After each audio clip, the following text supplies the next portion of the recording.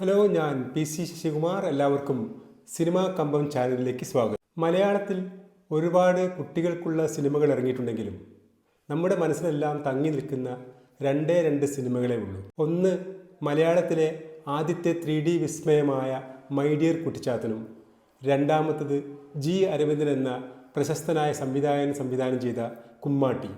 3 പതിറ്റാണ്ടുകൾക്ക് മുമ്പിറങ്ങിയ ഈ രണ്ട് സിനിമകളും കുട്ടികളുടെ സിനിമ എന്ന ഗണത്തിൽ മാത്രമല്ല, മലയാള സിനിമയിലെ തന്നെ മികച്ച സിനിമകളായാണ് വിലയിരുത്തപ്പെടുന്നത്. ഇന്ത്യൻ സിനിമയിലെ ആദ്യത്തെ 3D വിസ്മയമാണ് my dear കുട്ടിച്ചാത്തനെങ്കിൽ, Martin Scorsese എന്ന പ്രശസ്തനായ സംവിധായകൻ ഈ അടുത്ത കാലത്ത് കുമ്മാട്ടി എന്ന സിനിമയുടെ മാസ്റ്റർ വേർഷൻ കണ്ടപ്പോൾ കുട്ടികൾക്കായുള്ള ഇങ്ങനെയൊരു സിനിമ ഇവിടെ നിർമ്മിക്കപ്പെട്ടിരുന്നു എന്നറിഞ്ഞതിൽ വളരെ അത്ഭുതം പ്രകടിപ്പിച്ചിരുന്നു.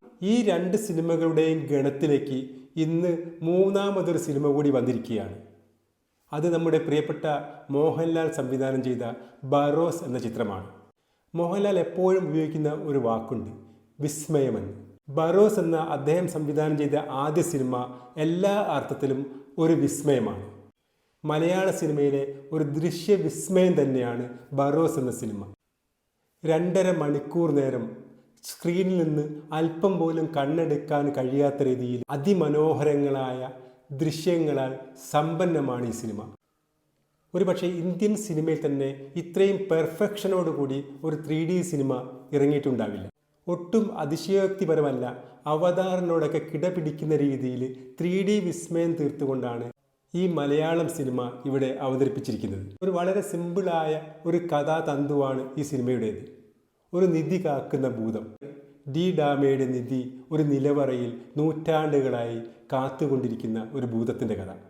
നൂറ്റാണ്ടുകൾക്ക് ശേഷം അവസാനം അത് അതിൻ്റെ യഥാർത്ഥ അവകാശിയുടെ കൈകളിൽ എത്തിച്ചു കൊടുക്കുന്ന ഭൂതത്തിൻ്റെ കഥയാണിത്.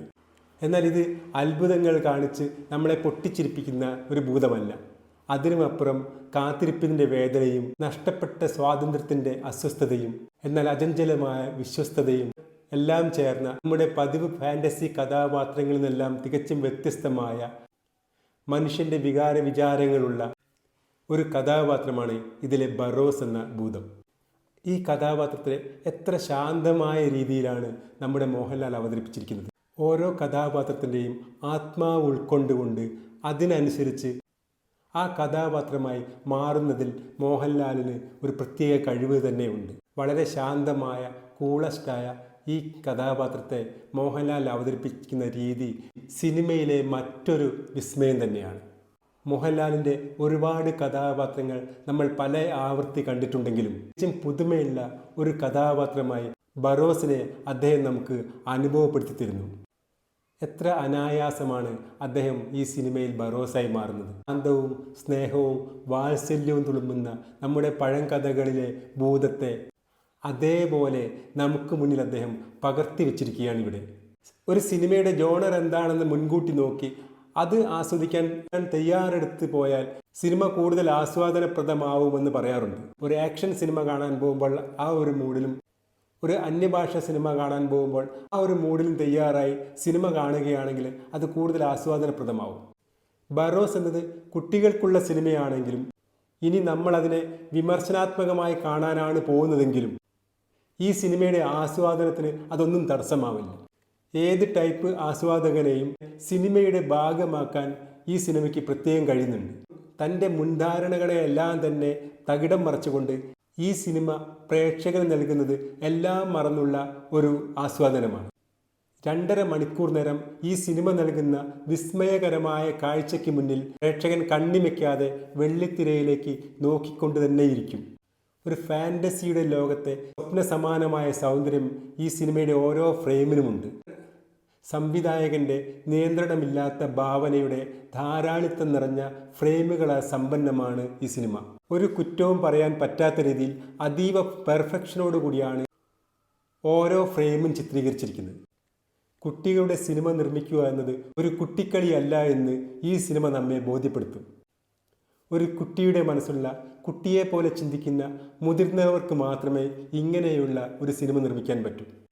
ഒരു സിൻഡ്രല്ല കഥ വായിക്കുന്നത് പോലെ അല്ലെങ്കിൽ ഒരു എൻചാൻറ്റഡ് എന്ന സിനിമ കാണുന്നത് പോലെ ഈ സിനിമ നമ്മെ ഒരു അഭൗമമായ ഒരു ലോകത്തേക്കാണ് കൊണ്ടുപോകുന്നത്. തൻ്റെ ജീവിതത്തെയും ലോകത്തെയും തൻ്റെ അനുഭവങ്ങളെയെല്ലാം തന്നെ ഒരു വിസ്മയമായി എപ്പോഴും കാണുന്ന മോഹൻലാൽ അവസാനം ഒരു വിസ്മയം തൻ്റെ പ്രേക്ഷകർക്കായി ഒരുക്കിയിരിക്കുന്നു.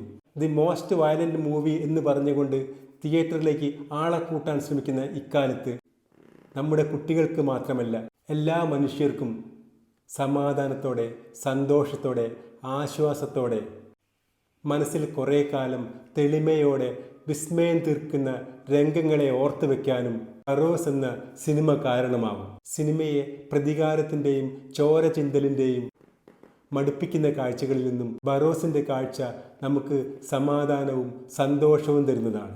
സിനിമ എന്നത് ക്രൂരതയുടെ, അക്രമങ്ങളുടെ ആസ്വാദനമല്ല. അത് മനുഷ്യരിലെ നന്മയുടെ, സ്നേഹത്തിൻ്റെ, കൂട്ടിപ്പിടിക്കലിൻ്റെ ആഘോഷമാണ്. നമ്മുടെ കുഞ്ഞുങ്ങളിലെ ഹൃദയങ്ങളിലേക്ക് ബറോസ് എന്ന മോഹൻലാൽ സിനിമ കടന്നു ചെല്ലുന്നത് അത്തരത്തിലുള്ള ഒരു ആഘോഷമായിട്ടാണ്. ഈ വീഡിയോ ഇവിടെ അവസാനിക്കുന്നു. എല്ലാവർക്കും ഈ വീഡിയോ ഇഷ്ടപ്പെട്ടെന്ന് വിചാരിക്കുന്നു. ഇഷ്ടപ്പെട്ടാൽ തീർച്ചയായും ലൈക്ക് ചെയ്യുക, കമൻറ്റ് ചെയ്യുക, സബ്സ്ക്രൈബ് ചെയ്യുക. പുതിയൊരു വീഡിയോയുമായി വരുന്നവരെ എല്ലാവർക്കും സിനിമാ കമ്പത്തിൻ്റെ നമസ്കാരം.